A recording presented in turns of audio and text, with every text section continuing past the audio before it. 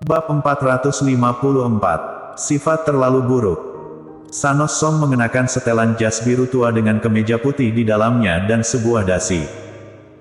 Mengenakan kacamata berbingkai emas, dia tampak seperti eksekutif perusahaan yang sangat lembut. Tetapi pada saat ini, tangannya terus menamparkan meja Robin Luo dengan ekspresi garang, yang sama sekali tidak selaras dengan pakaiannya. Apalagi dia diikuti oleh beberapa orang yang terlihat seperti gangster. Jika itu adalah orang biasa, mereka akan benar-benar takut dengan aura bajingan yang dia tunjukkan saat ini. Dengan ekspresi dingin, Robin Luo tetap duduk di posisinya, matanya dengan dingin menatap Sanos Song sambil berkata, "Bolehkah aku bertanya apa posisimu?" Sanos Song, yang sudah marah, tiba-tiba mendengar kata-kata Robin Luo dan tercengang, tanpa sadar berkata, "Aku adalah wakil GM Grup Yanchen." "Kamu hanya wakil GM sialan, aku GM perusahaan. Aku memecat beberapa anjing yang tidak patuh, apakah aku perlu melapor kepadamu, wakil GM?" Sanos Song keparat, "Aku sudah lama mentolerirmu, apa kamu benar-benar mengira aku lemah lembut?" Robin Luo tiba-tiba berdiri, sangat marah. Dia yang tidak pernah bersumpah, membuka mulutnya saat ini dan melontarkan kata-kata kotor. Dia seperti orang yang berbeda, Sanos Song telah menggertaknya begitu lama, tetapi ini adalah pertama kalinya dia melihat sisi Robin Luo yang seperti ini. Untuk sesaat, Sanos Song tercengang. Baru setelah beberapa detik dia berkata dengan marah, "Robin Luo, sialan, apakah kamu benar-benar menganggap dirimu ada apa-apanya? Biar ku beritahu, sebelum kamu, aku adalah GM Grup Yanchen. Aku sudah menjadi GM selama lebih dari 10 tahun, kamu pikir kamu siapa sialan? Apakah kamu benar-benar berpikir kamu bisa melawanku hanya karena kamu sudah dekat dengan putra keluarga Yuan yang ditinggalkan itu? Akulah ajudan terpercaya yang telah dilatih oleh keturunan langsung keluarga Yuan. Selama aku ada, kamu tidak akan bisa mengendalikan Grup Yanchen. Belum lagi memecat orang-orangku, bahkan jika itu adalah lalat di Grup Yanchen, tanpa izinku, kamu tidak akan bisa menepuknya." Karakter Sanos Song sangat buruk, dan mulutnya penuh dengan sialan dan sumpah serapah lainnya. Dia begitu sombong, tentu saja dia memiliki pendukung. Jika tidak, bagaimana dia berani melawan Robin Luo? Bagaimanapun, fakta bahwa Robin Luo telah dikirim untuk menjadi GM Group sudah berarti bahwa dia adalah orangnya Jerry Yang. Tidak peduli seberapa tidak gunanya Jerry Yang, dia masih dari keluarga Yuan.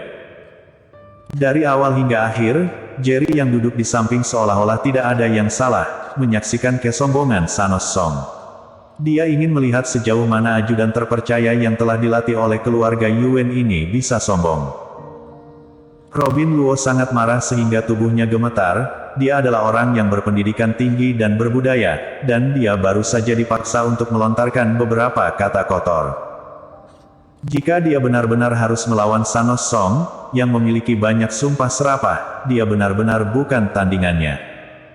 "Kamu ingin memecat orang-orangku, aku bisa mengabaikan ini. Tetapi kamu benar-benar menyembunyikan orang yang memukuli keponakanku, kamu harus memberi aku penjelasan. Jika tidak, ini adalah hanya masalah apakah kamu akan meninggalkan Grup Yanchen hari ini." Sanos Song menyalakan sebatang rokok untuk dirinya sendiri, mengisapnya dalam-dalam dan mengembuskannya kembali ke wajah Robin Luo, berkata dengan sikap yang sangat arogan, "Wakil GM Song, orang-orang yang menyentuh keponakanmu adalah dua anak bajingan itu."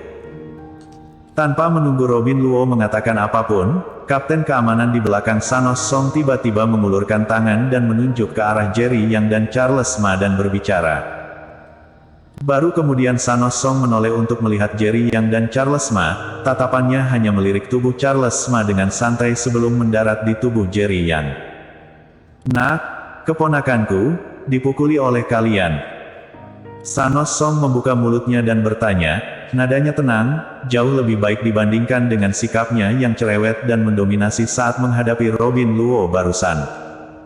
"Jadi anjing gila yang menggonggong itu adalah keponakanmu. Pantas saja, paman dan keponakan tidak beda jauh." Dengan sedikit senyum tipis di sudut mulutnya, Jerry yang menyipitkan matanya dan berkata, "Pukul ya pukul, tidak terbunuh juga kan?" Bang! Sanos Song sangat marah dan menamparkan tangannya di atas meja. Dia berkata dengan marah dan mata merah, "Siapa yang kamu panggil anjing? Ada orang bodoh setiap hari, tapi hari ini sepertinya ada banyak sekali." Jerry yang bertanya sambil tersenyum menoleh untuk melihat Charles Ma di sampingnya. Charles Ma melirik Sanos Song dengan sinis sebelum berkata, "Jumlahnya cukup banyak, tapi bajingan bodoh yang ini, sepertinya lebih menyebalkan lagi." "Karena menyebalkan, mengapa kamu tidak membuatnya menghilang?" Jerry yang berkata dengan acuh tak acuh. "Aku akan membersihkan sampah. Tolong tunggu sebentar, Kak Chen." Charles Ma tersenyum dan bangkit, berjalan langsung menuju Sanos Song. Pada saat itulah Sanos Song menyadari Jerry Yang dan Charles Ma bukanlah orang biasa. Kapten keamanan dan pengawal yang telah berdiri di belakangnya segera melindunginya saat ini juga. "Nak, sialan, apakah kamu tahu ini di mana? Beraninya kamu menyinggungku. Jika kamu menyinggungku, aku akan memastikan kamu tidak dapat meninggalkan grup Yan Chen hari ini." "Sialan, beraninya menyentuh orang-orangku di grup Yan Chen dan sekarang menyentuhku. Kalian benar-benar lelah hidup." Sanos Song, yang bersembunyi di belakang kapten keamanan dan pengawalnya, tiba-tiba menjadi sombong lagi dan berkata dengan wajah garang, "Ayo, pertama-tama patahkan anggota tubuh kedua anak bajingan ini." Dengan perintah Sanos Song, kapten keamanan dan pengawalnya langsung bergegas menuju Charles Ma. Mata Charles Ma penuh dengan penghinaan, dan dia bahkan tidak berniat untuk menggunakan kekuatan penuhnya. Dia hanya melihat dengan wajah tanpa ekspresi saat keduanya semakin dekat dengannya. Tidak bisa menilai kemampuan sendiri. Tepat pada saat kedua orang itu baru saja maju, kaki Charles Ma tiba-tiba berkedip sedikit, langsung menghindari pukulan keras pengawal itu. Pada saat yang sama, dia meraih tinju yang diayunkan oleh kapten keamanan. "Apa yang ingin kamu lakukan?" Kapten keamanan merasakan tinjunya dicengkeram oleh Charles Ma. Dia mencoba melepaskan diri tetapi tidak bisa melakukannya sama sekali, dan wajahnya tiba-tiba berubah drastis. "Kacau!" Begitu kata-katanya jatuh, terdengar suara patah tulang yang renyah. Segera setelah itu, seluruh lengannya tertekuk 90 derajat terbalik. "Ah!" Pada saat berikutnya, rasa sakit menusuk yang kuat menjalar terus-menerus dari lengannya yang patah ke seluruh tubuhnya, dan kapten keamanan itu tidak bisa menahan diri untuk tidak meratap. "Hanya segini, kamu tidak tahan lagi."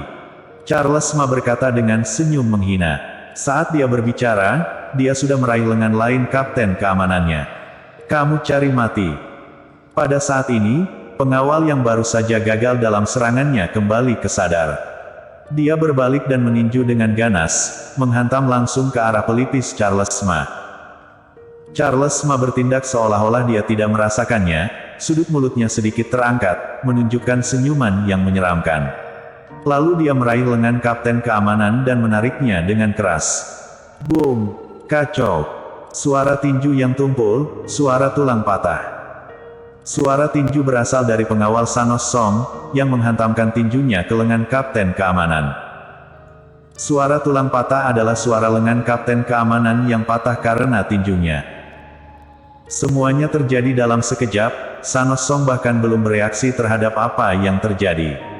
Pada akhirnya dia melihat lengan kapten keamanan yang lain dipatahkan oleh tinju pengawalnya sendiri. Sebuah rintihan menyedihkan meledak dari dalam tenggorokan kapten keamanan, diikuti oleh putaran matanya, dan dia tiba-tiba pingsan karena rasa sakit. Bersambung.